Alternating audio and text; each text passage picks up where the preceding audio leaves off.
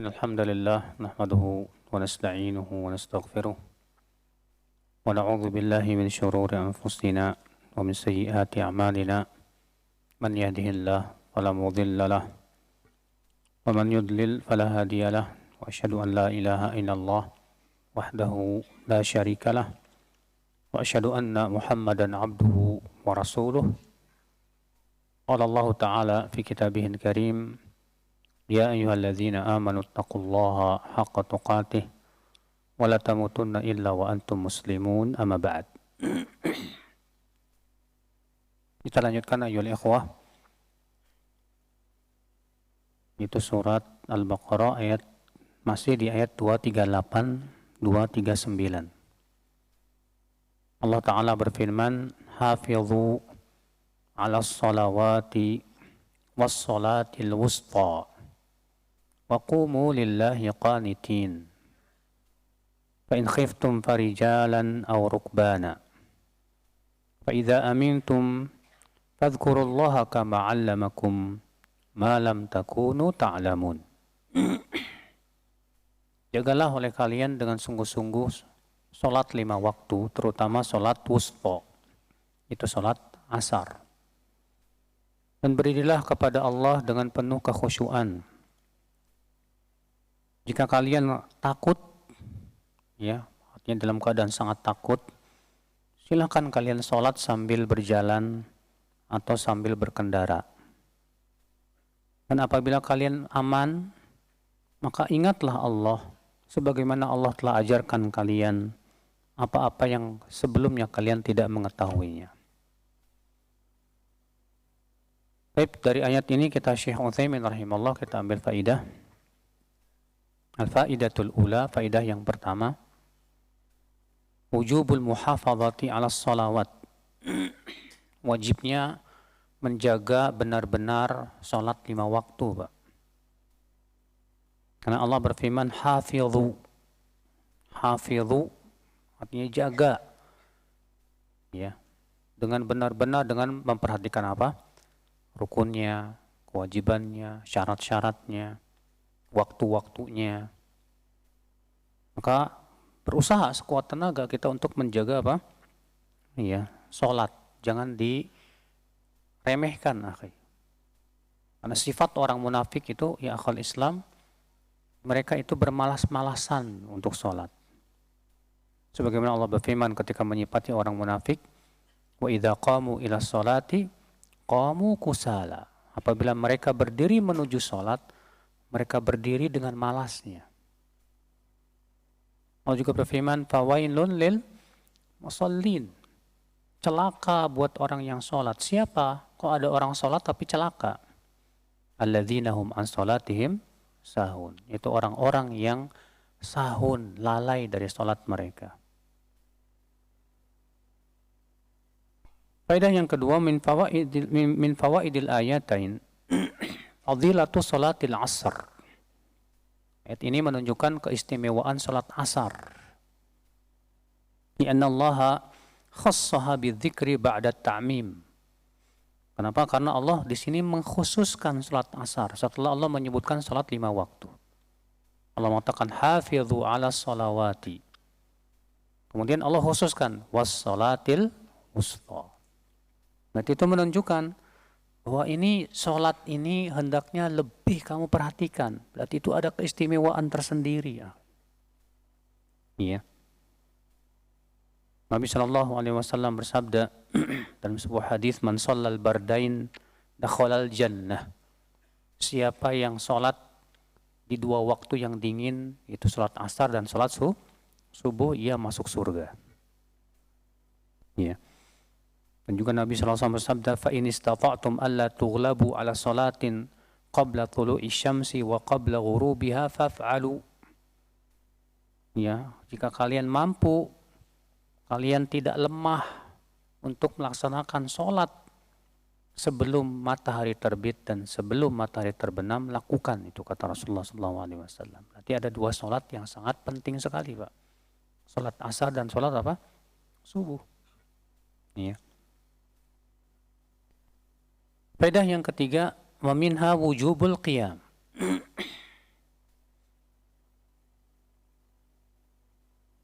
Yaitu wajibnya berdiri dalam sholat.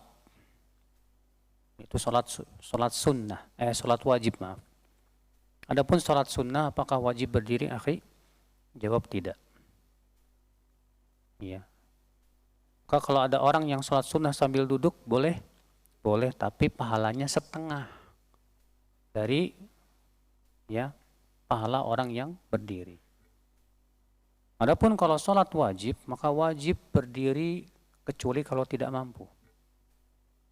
Sebagaimana Nabi SAW sabda, "Shalli qa'iman, fa illam tastati' fa qa'idan, fa illam tastati' fa 'ala jambin." Salatlah sambil berdiri. Kalau tidak mampu, kata Rasulullah apa? Sambil duduk. Kalau tidak mampu, sambil berbaring. Ya. Waminha, faedah selanjutnya kata beliau, wujubul ikhlasi lillah. Wajibnya mengikhlaskan ibadah kepada Allah. Karena Allah mengatakan wa qumu lillah, dan berdirilah untuk Allah, karena Allah. Ya, karena sifat orang munafik itu Pak, sukaria. Ya, Allah mengatakan fawailun lil musallin alladzina hum an salatihim sahun alladzina hum yuraun. Ya. Celaka orang yang sholat, siapa dia? Yaitu orang yang lalai dari sholatnya dan orang-orang yang riya. Ya. Dan Nabi SAW ketika menyebutkan tentang penyakit yang menimpa para qori, Nabi bersabda apa? Aktsaru ummatin nifaqan qurra'uhum. Kebanyakan umatku yang terkena penyakit nifak, yaitu qori-qorinya. Kata para ulama yang dimaksud dengan nifak di situ riya. Ya. Faedah selanjutnya ya akhul Islam, minha annahu yanbaghi lil insan idza ta'abbada lillahi an yastash'ira amrallah bi annahu ablagh fil imtithal wat ta'ah. Wa kadzalika yanbaghi an yastahdhira annahu muta'assin bi Rasulillah sallallahu alaihi wasallam ka'annama yushahidu ra'a 'ainin. Li qaulin Nabi sallallahu alaihi wasallam, sallu kama ra'aitumuni usalli. Seorang insan selayaknya apabila ia beribadah karena Allah, itu benar-benar ia merasakan bahwa ini adalah perintah Allah. Ia menyadari betul bahwa ini perintah Allah gitu. Ya, Rabb yang telah menciptakan dirinya, yang telah memberikan kepada dia rezeki. Sebab ketika dia merasa menyadari bahwa ini perintah Allah, kata beliau apa? Maka ini akan menyebabkan kita akan melaksanakannya dengan kesungguhan. Ya, karena ini perintah Allah, Rabb kita. Demikian pula kata beliau, selayaknya dia menghadirkan di hatinya ketika ia beribadah kepada Allah, bagaimana ia ibadah itu sesuai dengan contoh Rasulullah SAW. Ya, seakan-akan ia menyaksikannya. Sebagaimana Rasulullah sabda, sallu kama ra'aitumuni usalli. Salatlah kalian sebagaimana kalian melihat aku salat. Ya. Penting ya akhul Islam. Makanya Ibnu Qayyim rahimahullah ketika menyebutkan tanda hati yang sehat dalam kitab Ighatsatul Lahfan, di antara tanda hati yang sehat apa kata beliau? Yaitu semangatnya untuk meluruskan ibadahnya lebih dibandingkan amalan itu sendiri. Harus lebih semangat Pak memperbaiki ibadah, mengetahui bagaimana ibadahnya Rasulullah SAW, bagaimana Rasulullah mempraktekannya. Ya, setelah itu kita berusaha untuk mencontoh Rasulullah SAW.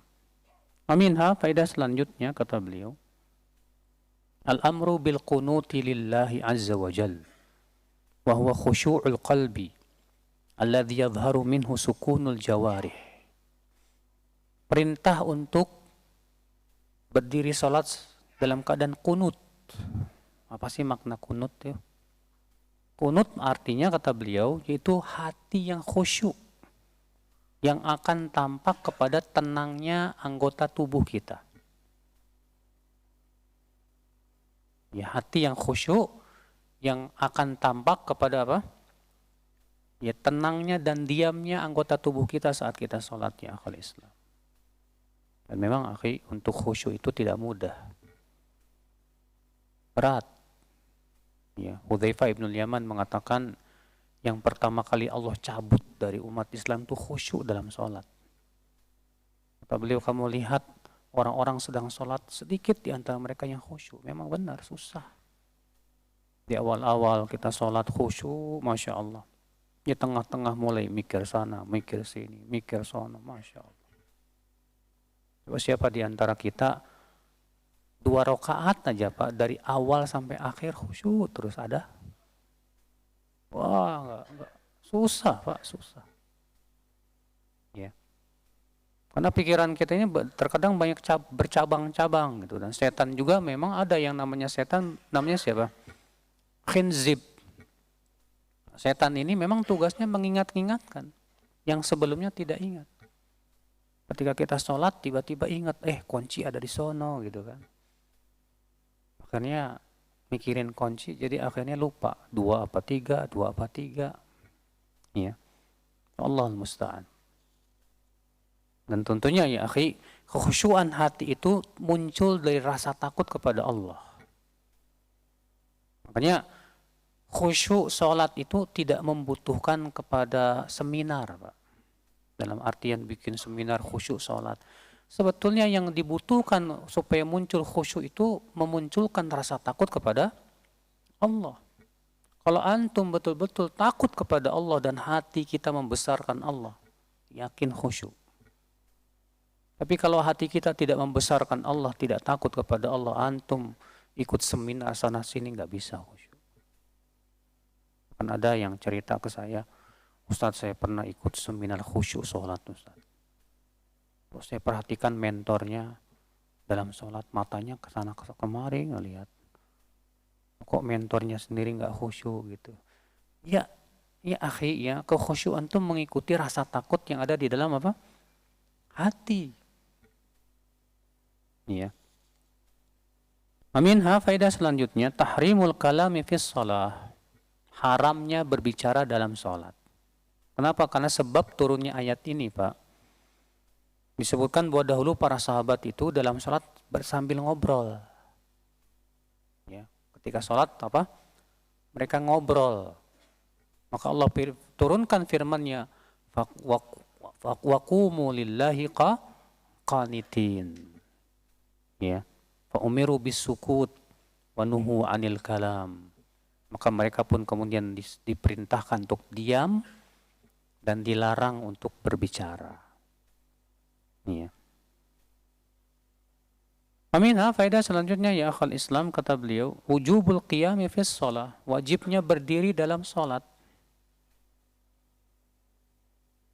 Wa yustatsna min dzalik, namun dikecualikan dari itu yang pertama salat sunnah. Sudah kita sebutkan tadi, salat sunnah tidak wajib apa? Berdiri. Yang kedua, salat yang sedang dalam keadaan sangat ketakutan. Ya. Contoh misalnya kalau sedang peperangan nih, kita tidak bisa berdiri. Kalau berdiri bakalan ditembak musuh, ya udah duduk aja. Demikian pula orang yang tidak mampu. Yang tidak mampu juga tidak wajib untuk apa? Berdiri.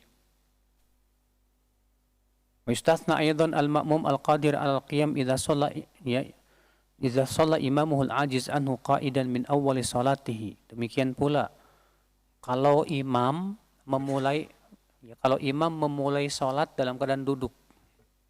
Misalnya imamnya sakit nih. Lalu kemudian imamnya memulai salat dalam keadaan apa? Duduk. Maka pada waktu itu makmum pun juga wajib apa? Duduk. Ya. Sebagaimana disebutkan dalam hadis bahwa Nabi SAW pernah Pak jatuh dari kudanya, sehingga akhirnya ya kaki beliau itu cedera dan gak bisa berdiri. Maka kemudian Rasulullah pun sholatlah sambil duduk, dan para sahabat sholat di belakang Rasulullah sambil berdiri. Maka Rasulullah berisyarat supaya mereka apa? Duduk. Setelah selesai sholat, Rasulullah menegur mereka. Kata Nabi, ya, idza shallal imamu qa'idan fasallu qu'udan ajma'un. Kalau imam salatnya dalam keadaan duduk, hendaklah kalian semua apa? Duduk. Ya. Pada selanjutnya ya akhal Islam, si'atu rahmatillahi azza wa jal. Betapa luasnya rahmat Allah subhanahu wa ta'ala. Karena Allah berfirman, فَإِنْ خِفْتُمْ فَرِجَالًا أَوْ رُكْبَانًا.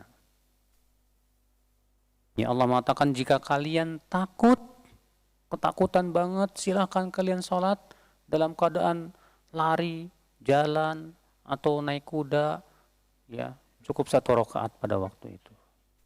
Lihat bagaimana kemudahan dalam Islam. Bagaimana rahmat Allah subhanahu wa ta'ala yang memberikan kemudahan demi kemudahan, Pak. Masya Allah. Alhamdulillah. Ya, syariat yang mudah ini ternyata kok masih aja dianggap berat gitu, Pak. Ya. Apa yang membuat mereka berat, Pak? Dosa. Orang yang hatinya banyak dosanya, Pak, menganggap Islam ini berat. Padahal kalau kita perhatikan, kita pikirkan, Islam ini mudah.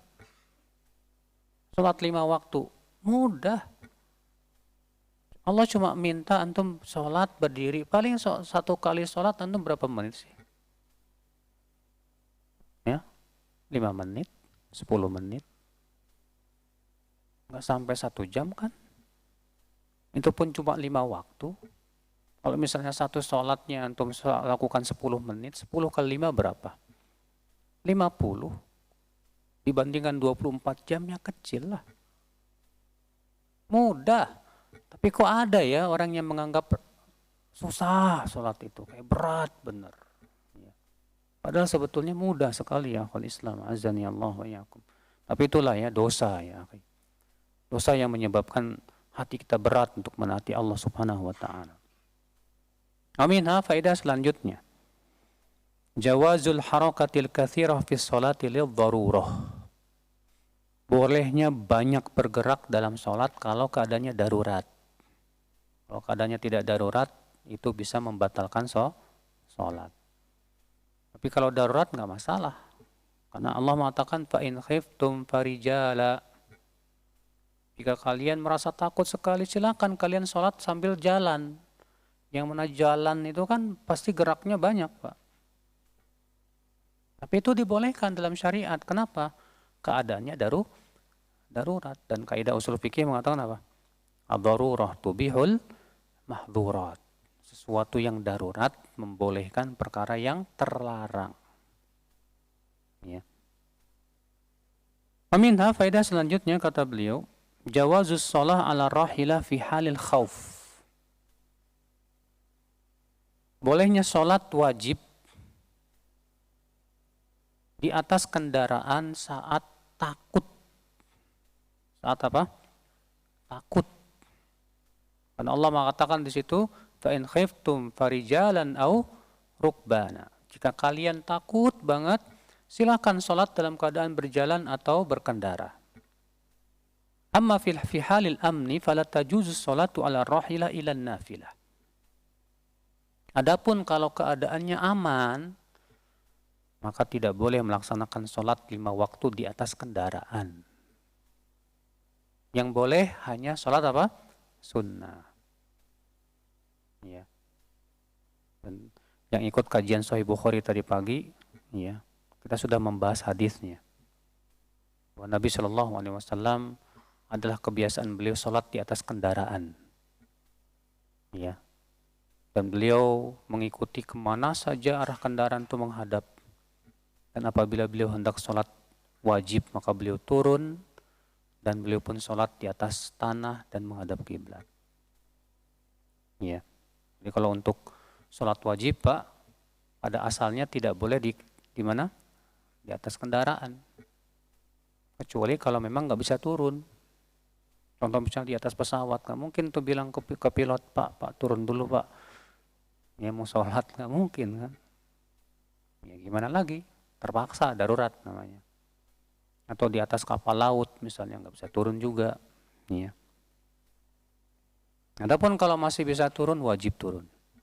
Wajib kita sholat di mana? Di darat. Ya, ini untuk sholat 5 waktu. Faedah selanjutnya ya akhal Islam, annahu yajibu 'alal mar'i al-qiyamu bil ibadah 'ala tamam mata zalal 'udhru. Bahwa wajib atas setiap orang untuk melaksanakan ibadah secara sempurna kalau uzurnya sudah hilang. Ya, kalau uzurnya sudah hilang, maka pada waktu itu wajib dia melaksanakan secara sempurna. Antum kalau sedang safar, Pak, boleh mengqashar tidak? Boleh, nggak apa-apa. Nah, ketika antum sudah kembali ya ke kota kita, berarti uzurnya sudah hilang tidak? Sudah hilang, safarnya sudah selesai. Berarti masih boleh mengqashar tidak? Tidak boleh lagi. Ketika kita sholat tidak mampu untuk berdiri, uzur, silahkan duduk. Ketika kita sudah sehat, uzurnya sudah hilang, maka wajib kita apa? Berdiri. Makanya Allah mengatakan di situ, فَإِذَا أَمِنْتُمْ فَاذْكُرُوا اللَّهَ كَمَا عَلَّمَكُمْ مَا لَمْ تَكُونُوا تَعْلَمُونَ.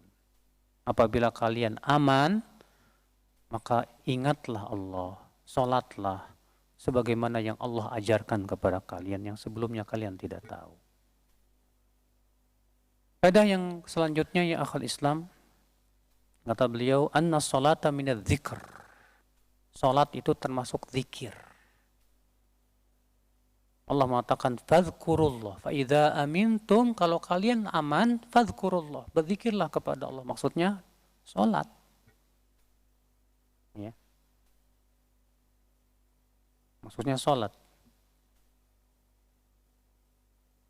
Demikian pula Allah mengatakan wa idza nudiya lis-salati min yaumil jum'ati fas'au ila dzikrillah. Allah menyebutkan salat Jumat itu dengan dzikrillah. Di salat itu termasuk apa? Zikir, bahkan zikir yang sangat agung di sisi Allah Subhanahu wa taala. Aminha bayanu minnatillah alaina bil ilm. Penjelasan nikmat Allah kepada kita dengan diberikannya kita ilmu. Karena Allah mengatakan di sini, fadhkurullaha kama 'allamakum ma lam takunu ta'lamun. Maka berzikirlah kamu kepada Allah sebagaimana Allah mengajarkan kalian ilmu yang sebelumnya kalian tidak tahu.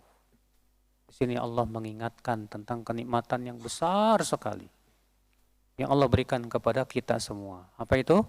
Diajarkan oleh Allah ilmu, Pak. Kenikmatan yang luar biasa ya, akhi. Karena ilmu itu tidak bisa dibandingkan dengan harta, Pak. Ya. Gak bisa. Harta itu kecil dibandingkan dengan ilmu, akhi. Baca oleh antum kitab Ibnu Qayyim dalam kitab beliau Miftah dari Sa'adah, di mana beliau di situ menyebutkan keistimewaan ilmu dibandingkan dengan harta sampai 50 lebih keutamaan. Maka dari itu ya akhi, siapapun yang diberikan oleh Allah ilmu, maka sungguh ia telah diberikan oleh Allah kebaikan yang banyak. Ya. Allah berfirman dalam surat Al-Baqarah apa? Yu'til hikmata man yasha wa man yu'tal hikmata faqad utiya khairan katsira. Allah memberikan hikmah, yaitu ilmu, sunnah, kepada siapa yang Allah kehendaki. Ya, kata Syekh Muhammad bin Alamin Asy-Syanqiti, semua kata al-hikmah dalam Al-Quran maknanya sunnah. Maknanya apa? Sunnah. Allah mengatakan yu'til hikmata man yasha. Allah memberikan hikmah kepada siapa yang Allah kehendaki. Wa may yu'tal hikmah, dan siapa yang diberikan oleh Allah hikmah, faqad utiya khairan katsira, sungguh ia telah diberikan kebaikan yang banyak, Masya Allah. Alhamdulillah. Tapi subhanallah ya akhi, banyak orang lebih semangat cari duit dibandingkan cari apa? Ilmu. Buktinya antum lihat aja, kalau cari duit ngelembur nggak masalah. Tapi kalau ngelembur buat nuntut ilmu, nggak mau. Duduk sebentar nuntut ilmu dari habis maghrib sampai isya, kayak duduk di atas bara api rasanya. Tapi kalau duduk berjam-jam demi cari duit, bisa dia. Allah musta'an ya akhal Islam. Padahal ya manfaat ilmu jauh lebih baik ya. Selamatnya kita di dunia dan akhirat itu ya dengan ilmu. Selamatnya kita di kuburan dengan ilmu, bukan dengan harta. Selamatnya kita di akhirat ya dengan ilmu ya akhul Islam. Ya, dari itulah ya akhi, ya kita berusaha untuk terus semangat ya dalam menuntut ilmu Allah Subhanahu wa taala. Faedah selanjutnya kata beliau bayanu naqsil insani likaunil asli fihil jahl. Penjelasan tentang bahwa manusia itu pada asalnya bodoh. Manusia itu pada asalnya apa? Bodoh. Karena Allah mengatakan di situ apa? Ya, kama 'allamakum ma lam takunu ta'lamun. Sebagaimana Allah telah mengajarkan kalian ilmu yang sebelumnya kalian tidak tahu. Jadi karena kita ini pada asalnya bodoh, seharusnya nggak usah marah dong kalau ada orang nyebut ente bodoh. Salafus soleh disebut bodoh nggak marah Pak.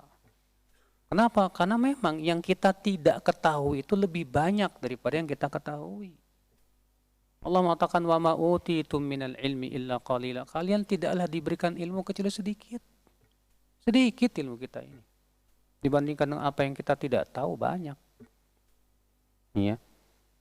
Memang bodoh dan kita harus selalu merasa kita bodoh. Jangan pernah kita merasa diri kita sudah alim, jangan. Syekh Albani rahimahullah saja yang ilmunya Masya Allah selalu merasa dirinya apa? Tuwailib. Tahu nggak Tuwailib? Tuwailib itu tasghir dari talib, penuntut ilmu kecil. Padahal kita tahu bagaimana keilmuan beliau, Masya Allah. Ya. Sementara kita yang ilmunya kecil, kayak kucing melihat dirinya singa. Ya. Kayaknya ilmu kita udah sabrek-abrek deh. Padahal ya Allah sedikit sekali. Maka ya akal Islam, ya sebanyak apapun ilmu kita jangan tertipu. Dan jangan pernah merasa banyak. Supaya kita terus haus dalam menimba ilmu. Aminah faedah selanjutnya kata beliau, ar-raddu al-qadariyah alladzina yaquluna innal insana mustaqillun bi'amalih. Bantahan terhadap kaum qadariyah yang punya keyakinan bahwa manusia itu berdiri sendiri dalam melakukan amal tanpa ada bantuan dari Allah. Ini keyakinan qadariyah, Pak. Kenapa? Karena Allah mengatakan kama 'allamakum, sebagaimana Allah yang mengajarkan kamu. Makanya Allah mengatakan iyyaka na'budu wa iyyaka nasta'in. Kenapa kita mengatakan iyyaka nasta'in? Karena kita membutuhkan bantuan dari Allah untuk beribadah kepada Allah. Itu menunjukkan bahwa kita kalau bukan karena bantuan dari Allah kita nggak bisa melaksanakan ibadah ya. Iya. Baik, kita masuk ke ayat berikutnya. Allah Ta'ala berfirman, A'udzu billahi minasyaitonir rajim, walladzina yutawaffawna minkum wa yadharuna azwajan wasiyatan li azwajihim mata'an ilal hauli ghaira ikhraj. Dan orang-orang yang diwafatkan di antara kalian dan mereka meninggalkan istri-istri, ya, wasiyatan li azwaji, maka hendaklah mereka memberi wasiat untuk istri-istri mereka. Apa itu wasiatnya? Mata'an ilal hauli ghaira ikhraj, agar mereka diberikan mata. Mata itu apa? Ya, apa yang menjadi perhiasan berupa pakaian, ya. Demikian pula harta yang itu untuk kehidupan mereka. Ilal haul, sampai setahun. Ghairu ikhraj, tanpa mengusir mereka, menyuruh mereka keluar dari rumah. Ini seorang suami ya yang hendak meninggal, hendaknya memberikan wasiat ya supaya istri yang ditinggalkannya itu ya diberikan apa? Mata tadi, ya. Sampai kapan? Sampai setahun. Biarkan dia tinggal di rumah, karena kan rumah yang merupakan milik suami pasti statusnya jadi apa, Pak? Waris. Ya, rumah ini harus diwariskan. Istri dapat, anak-anak dapat, otomatis kalau sudah jadi milik, ya sudah jadi warisan, berarti terserah mereka dong mau dijual dan atau gimana, ya terserah mereka. Kecuali kalau mereka bersepakat, ya udah nggak usah dijual dulu deh misalnya. Tapi di sini Nabi SAW Allah memberikan menyuruh para suami memberi wasiat supaya para istri itu tinggal dulu di rumahnya selama setahun, ya, dan diberikan kepada mereka mata. Fa in kharajna, dan jika para istri itu keluar sebelum setahun selesai, fala junaha alaikum, maka tidak ada dosa atas kalian. Fima fa'alna fi anfusihinna min ma'ruf, terhadap apa yang mereka para istri itu lakukan pada diri mereka secara ma'ruf. Ya. Artinya nggak masalah kalau ternyata sang istri itu ya sebelum setahun sudah keluar dari apa? Dari rumahnya tersebut. Khilaf para ulama, apakah ayat ini mansukh atau tidak? Apa sih mansukh itu, Pak? Dihapus.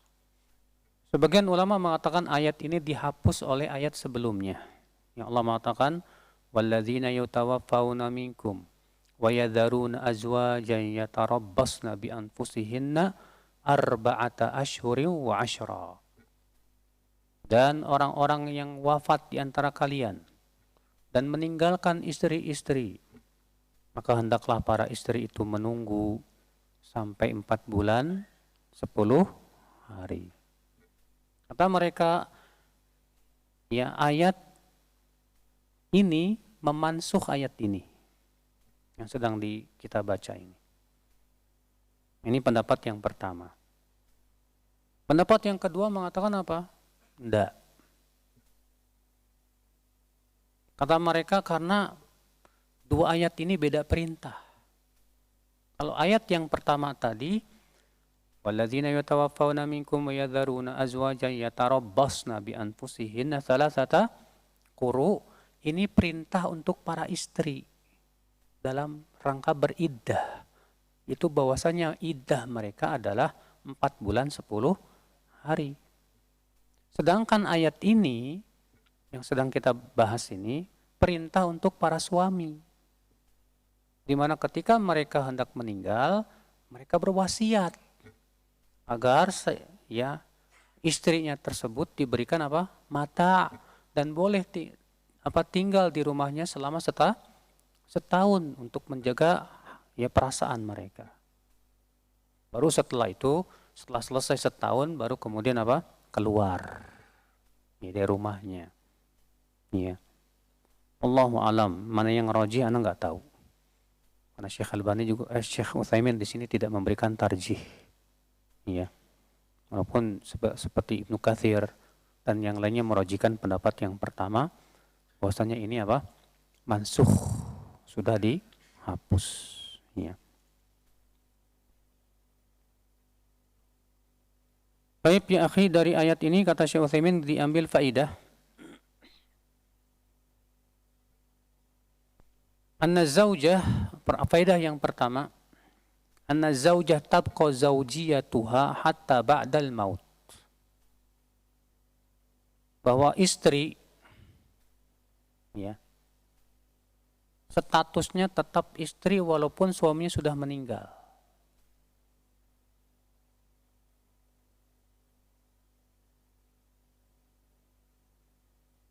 Sampai kapan? Sampai selesai masa iddah. Karena kan sebagian orang, Pak, ada yang berkata begini, kalau suami meninggal, istri tidak boleh lagi menyentuh mayat suami. Karena katanya kalau suami meninggal, otomatis istrinya sudah bukan suaminya yang sudah meninggal itu sudah bukan suaminya lagi. Berarti apa? Sudah putus pernikahan. Jadi bukan apa? Jadi bukan mahram lagi katanya. Atas dasar itu katanya mereka, istri nggak boleh menyentuh. Ini pendapat batil. Kenapa? Karena hadis-hadis menyebutkan bahwa seorang istri boleh memandikan suaminya yang sudah meninggal. Ya. Suami boleh memandikan istrinya yang sudah meninggal. Berarti masih ada itu hubungan apa? Suami istri. Kalau misalnya hubungan suami istrinya sudah selesai, tentu Nabi tidak akan mengizinkan. Ya. Kemudian kata Syekh Utsaimin, fa in qala qailun, kalau ada orang yang berkata begini, fa idza kana al-amru kadzalik fa innaha la tahillu li ahadin ba'da. Nah, kalau misalnya statusnya masih istri si mayat, berarti nggak boleh kawin lagi dong selama-lamanya. Kata Syekh Utsaimin, hiya muqayyadah bi muddatil iddah. Ia tetap menjadi istri si mayat sampai selesai apa? Iddah. Dimana iddahnya berapa? 4 bulan 10 hari kalau tidak hamil. Adapun kalau hamil maka iddahnya sampai kapan? Sampai melahirkan. Ya. Faedah selanjutnya kata beliau, annahu yushra'u lizauj an yusi li zaujati an tabqa fi baitihi wa yunfiqu 'alaiha min tarikatihi limuddati haulin kamilin. Bahwa disyariatkan seorang suami berwasiat sebelum meninggalnya agar istrinya tetap tinggal di rumahnya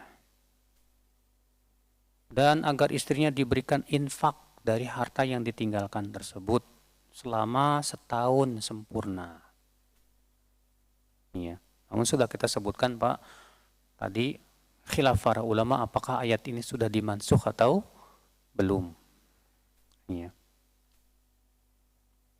Faedah yang ketiga kata beliau min fawaidil ayah anna Allah azza wa jalla dzu rahmatin wasi'ah hatta awsa az-zawj bi an yusili zawjatihi ma'a anna zawja qad ja'ala Allah fihi rahmah li zawjatihi. Bahwasanya Allah itu memiliki rahmat yang sangat luas sekali. Sampai-sampai Allah menyuruh sang suami yang mau meninggal dunia berwasiat untuk berbuat baik kepada istrinya. Padahal yang namanya suami pasti punya rasa kasih sayang dong sama apa? Istri, tapi tetap Allah menyuruh, mengingatkan di sini. Ya. Betapa ya akal Islam. Berarti Islam sangat menjaga hak-hak suami apa? Istri. Walaupun sudah meninggal, ya tetap suami disuruh untuk berbuat baik sama istrinya. Masya Allah, akal Islam azani Allah wa yakum. Bagaimana kalau masih hidup dan masih ya istri kita ya akal Islam. Ya, maka jangan perlakukan istri kita bagaikan budak. Ya, dia manusia, dia hamba Allah Subhanahu wa taala. Kalau kita menzaliminya, ingat Allah lebih mampu untuk mengadab kita ya akhi. Aminah faedah selanjutnya. Annal mar'ata yahillu laha idza awsa zawjuha an tabqa fil bait an takhruja wa la tunaffidh wasiyatah. Bahwa seorang wanita boleh keluar rumah sebelum setahun lamanya. Karena kan sudah disebutkan tadi sang suami disuruh berwasiat agar sang istri tinggal di rumah berapa? Setahun. Tapi kalau ternyata si istri memilih udah nggak perlu sampai setahun lah. Ya. Cuma misalnya 3 bulan, sudah selesai masa iddah saya mau keluar aja. Akhirnya setelah selesai masa iddah, 4 bulan 10 hari akhirnya dia keluar dari rumah suaminya misalnya karena untuk dibagi-bagikan warisan dan yang lainnya. Silakan nggak masalah. Ya. Wa yatafarra'u alaih, dan cabang daripada permasalahan ini kata beliau, lau awsa zawju zawjah alla tatazawwaj min ba'dihi la yalzamuha. Kalau seorang suami sebelum meninggal berwasiat kepada istrinya dan berkata, "Mah, saya berwasiat kalau saya meninggal kamu jangan kawin lagi ya." Maka pada waktu itu sang istri tidak wajib melaksanakan wasiat ini. Ya. Sang istri tidak wajib melaksanakan apa? Wasiat seperti ini, karena wasiat seperti ini zolim, akhi. Sang istri juga punya hasrat, punya keinginan, punya syahwat. Ya. Faedah selanjutnya ya akhal Islam, annal mas'ulina 'anin nisa humur rijal. Bahwasanya yang bertanggung jawab mengurus para wanita itu laki-laki. Makanya wanita itu ya, ketika ia masih perawan, yang wajib menafkainya siapa? Ayahnya. Ketika dia sudah bersuami, yang wajib menafkainya siapa? Suaminya. Ketika suaminya sudah meninggal dunia, yang wajib menafkainya siapa? Kakaknya, adiknya yang laki-laki. Kalau tidak ada orang tuanya. Kakak adiknya enggak ada, yang wajib menafkainya siapa? Ulil amri. Siapa mereka? Itu ulil amri, pemimpin. Mereka lah yang memperhatikan para janda. Ya. Dan kaum muslimin pun diperintahkan oleh Allah dan Rasulnya untuk memperhatikan mereka, orang-orang lemah itu. Faedah selanjutnya minha. Anna ala rijalil itsm fima idza kharajatil mar'atu 'anil ma'rufi syar'a. Bahwa para laki-laki berdosa apabila wanita keluar dari perkara yang ma'ruf secara syariat. Iya. Karena Allah mengatakan fala junaha 'alaikum fima fa'alna fi anfusihinna mim ma'ruf. Apabila para wanita itu keluar, ya, maka tidak ada dosa atas kalian terhadap apa yang mereka lakukan pada diri mereka secara ma'ruf. Tapi kalau tidak secara ma'ruf, dosa kalian. Misalnya membiarkan istri kita keluar rumah dalam keadaan tidak pakai jilbab. Dosa itu suami itu. Dayuth. Ya. Ini kewajiban para laki-laki yang akal Islam. Min fawaidil ayah annahu la yajuzu lil mar'ah an takhruja 'anil ma'ruf fi jami'i ahwaliha. Tidak boleh seorang wanita, demikian pula laki-laki, keluar dari perkara yang ma'ruf pada seluruh keadaannya. Apa sih ma'ruf? Kata beliau, ma'ruf itu adalah yang dikatakan ma'ruf oleh syariat dan uruf juga. Iya. Aminha isbatus maini min asma'illah. Faedah selanjutnya, penetapan dua nama dari nama-nama Allah. Itu Al-Aziz dan Al-Hakim. Ya, Al-Aziz yang mempunyai izzah. Sedangkan Al-Hakim yang mempunyai apa? Hikmah. Artinya Allah itu Aziz yang mempunyai izzah, yang mampu mengadab hambanya dan memberikan balasan yang setimpal. Tapi juga Allah hikmah. Allah pun tidak sembarangan dalam memberikan apa? Ya, adabnya. Allah memberikan adab kepada yang berhak saja. Adapun yang tidak berhak tidak diadab oleh Allah. Ya. Kemudian ayat selanjutnya Allah berfirman walil mutallaqati mata'um bil ma'ruf haqqan 'alal muttaqin. Dan untuk wanita-wanita yang ditalak juga hendaklah diberikan mata, ya, harta, bil ma'ruf, dengan cara apa?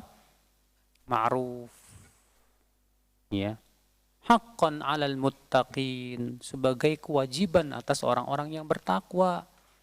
Artinya kalau kamu memang bertakwa, ketika kamu mentalak istrimu, wajib kamu memberikan apa? Mata. Ya, harta kepada sang istri dengan sesuai dengan uruf, dengan cara yang ma'ruf. Faedah ayat ini, akhi, yang pertama wujubul mut'ah likulli mutallaqah.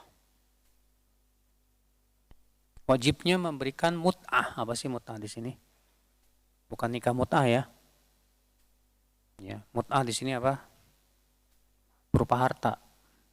Ya. Untuk setiap wanita yang ditalak. Untuk setiap wanita yang ditalak.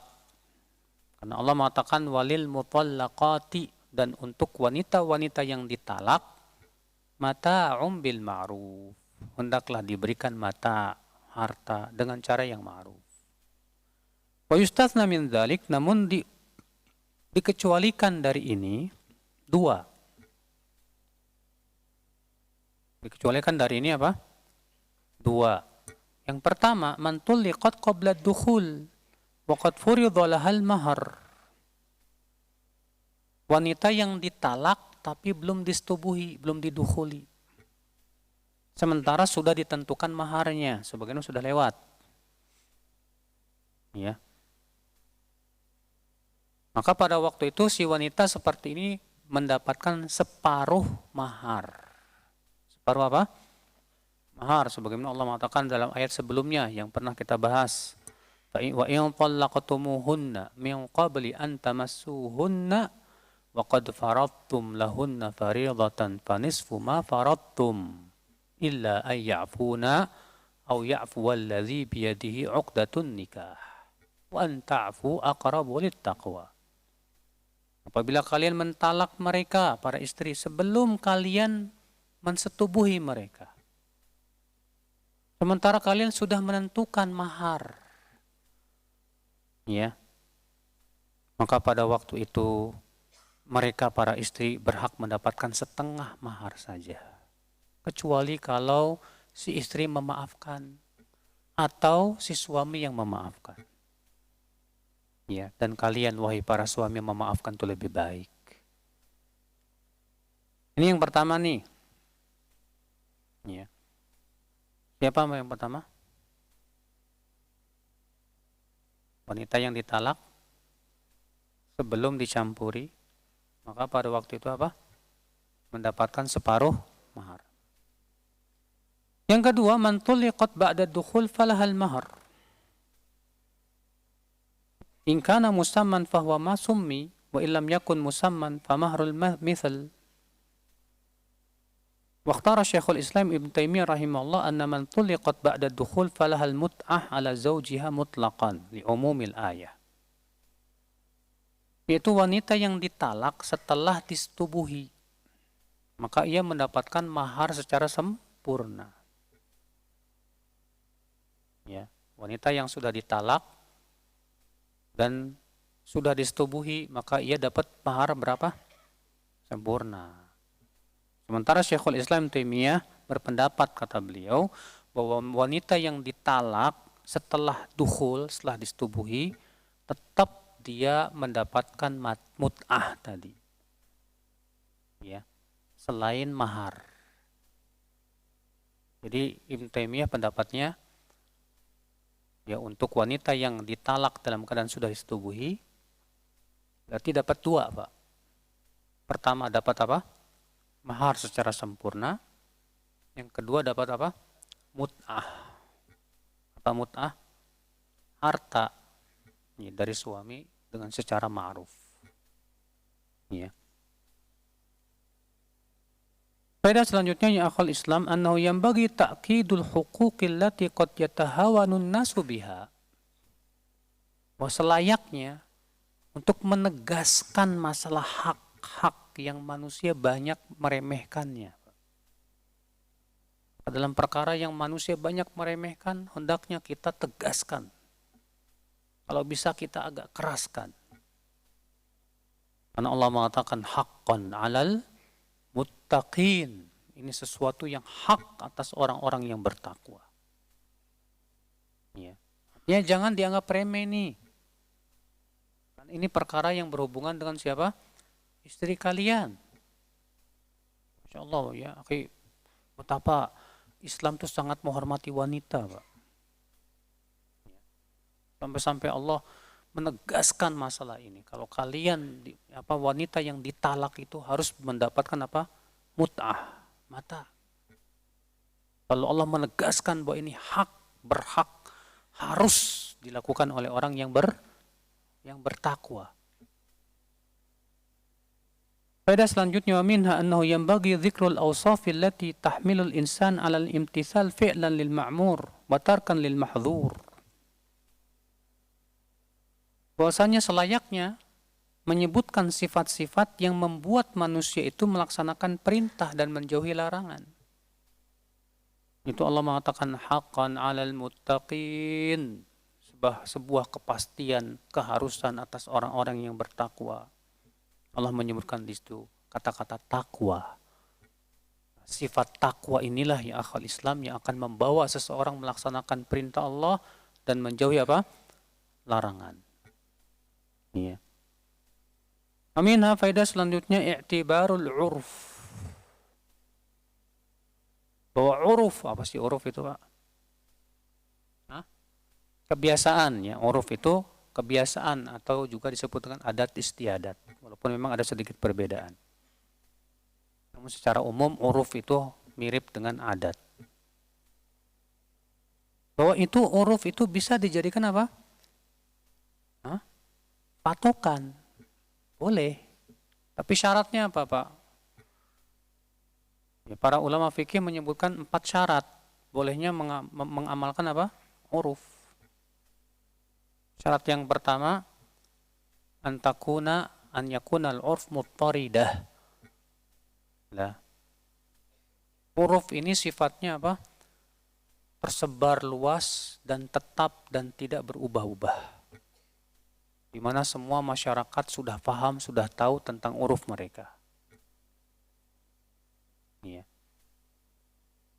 Syarat yang kedua, uruf itu sudah ada sebelumnya. Adapun kalau uruf itu baru muncul, maka yang seperti ini tidak dianggap. Yang ketiga, uruf ini tidak bertabrakan dengan dalil. Uruf ini tidak bertabrakan dengan apa? Dengan dalil. Kalau ternyata bertabrakan dengan dalil, ya, maka pada waktu itu uruf seperti ini tidak boleh diamalkan. Syarat yang keempat, uruf ini tidak bertabrakan dengan ucapan yang sharih, yang tegas. Kalau bertabrakan dengan ucapan yang sharih dan tegas, maka pada waktu itu uruf tidak berlaku.